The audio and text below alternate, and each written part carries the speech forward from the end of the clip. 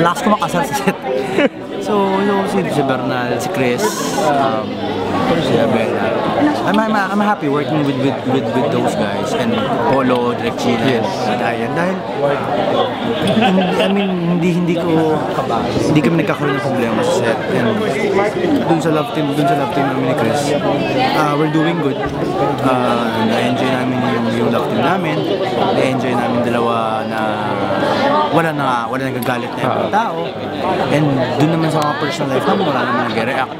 So maganda yung nangyayari dun sa tandem ng Mark and Chris. At siguro mas na-appreciate ng tao yung love team ngayon dahil ito, hindi sila maguguluhan eh. I mean, bakit na puro drama lang, walang saya. So mas napapansin nila. Paano mo ikukumpara yung team up niya ni Chris doon kay Jeneline dati? Kasi medyo after Jeneline, ito na kay Chris yung medyo na-identify niya.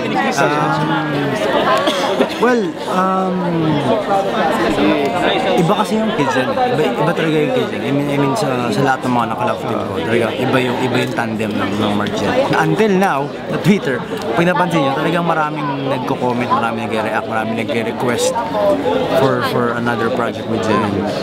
At dahil nagsimula yung Hiram na Puso, so hindi sila napagbigyan, lagi naman sila nag-request for Party Pilipinas na lagi kami sumayaw ni Jen, which is nabibigay naman sa kanila ng Party P every Sunday.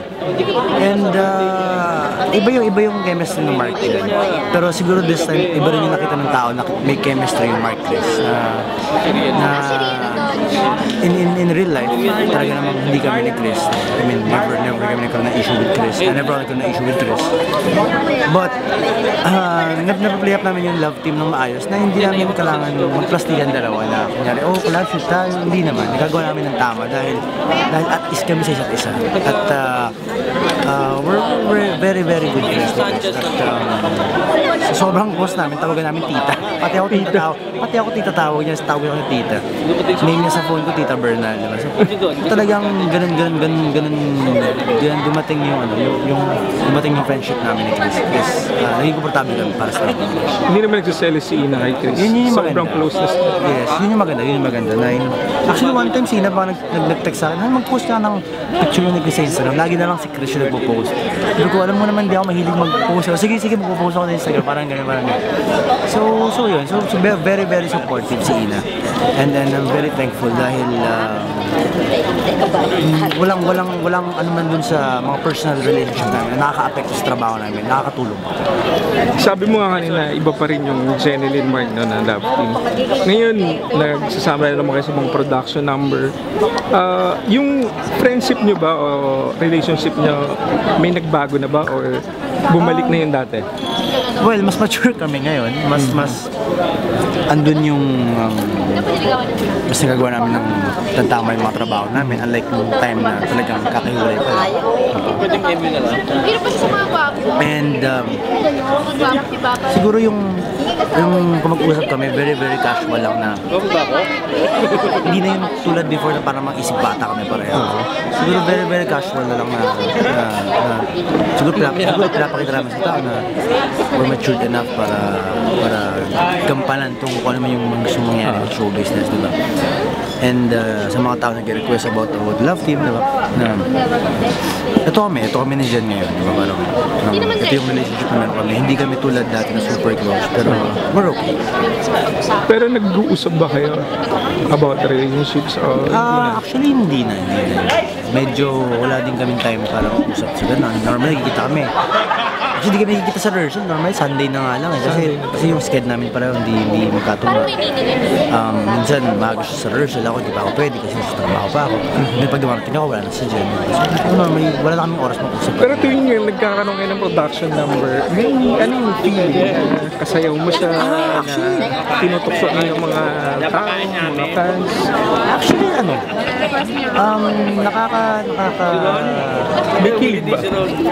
Yung sa amin siguro natutuwa kami pakiligin yung tao kasi ayun yung meron kami dyan na ginagawa ever since na kaya namin magpakilig ng tao kahit hindi kami.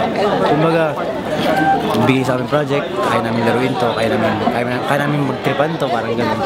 So like, for example, last Sunday, meron kami sayaw na ginawa. Sabi niya sa akin, oh Mark, sa last part ng sayo, talagang didikit ako yun. Didikit ko yung pisngi ko sa'yo. Sabi ko, sige, sabi ko, dikit mo, sabi ko. Kasi loko ko, sabi ko, sanay na ako dyan, parang gano'n. So, hindi na-expect ng tao na gano'n. Tapos talagang pagkadikit ng pisngi sa kanila, talagang yung buong studio, gulantang na naman sila. Pero kami ni Jen, parang kami, kaya namin gawin ito. So, siguro, sa amin ni Jen, yung feeling namin na ginagawa namin is hindi na yung bago sa amin. Ang nakakatuwa is yung tao, parang hindi sila iba. Ang dami nyo ng pinagdaanan, lalo sa part ng Jenny. Ano yung pagkakilala mo sa kanya ngayon? Sa dami ng pinagdaanan niya. Si Jen, ako, ever since naman, ang sabi ko naman sa tao, si Jen, isang babae, napakatapang. I mean, sa sobrang daming intriga na napunta sa kanya, sobrang daming issues, sobrang daming problema, sobrang daming pagsubok. Sa huli, nakikita natin na nalalagpasan niya lahat. Dahil napaka-strong ng personality niya. And as of now, yung pagkakakilala ko kay Jen, kahit di kami ganun kapos na ulit, mas naging matibay. Mas naging matibay na tao si Jen. At mas nakakapag-isip na siya ng tama. And mas kayang harapin. Siguro parang wala na yata ibang problema na kanya kayang harapin si Jen. Parang panis na sa kanya lahat. I mean, she has a very, very strong personality. Masaya ka ba? Sa tingin mo ba si Luis yung tamang kayo para sa kanya?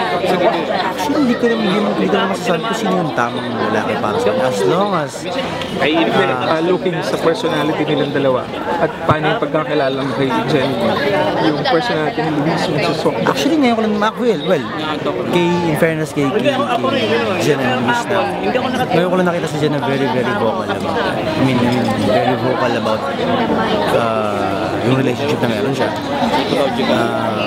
Kahit sa showbiz and tells, nasabi niya, yung minsan nag-high siya kay lalaki. So siguro, maybe Luis is the right one. Thank you. Thank you.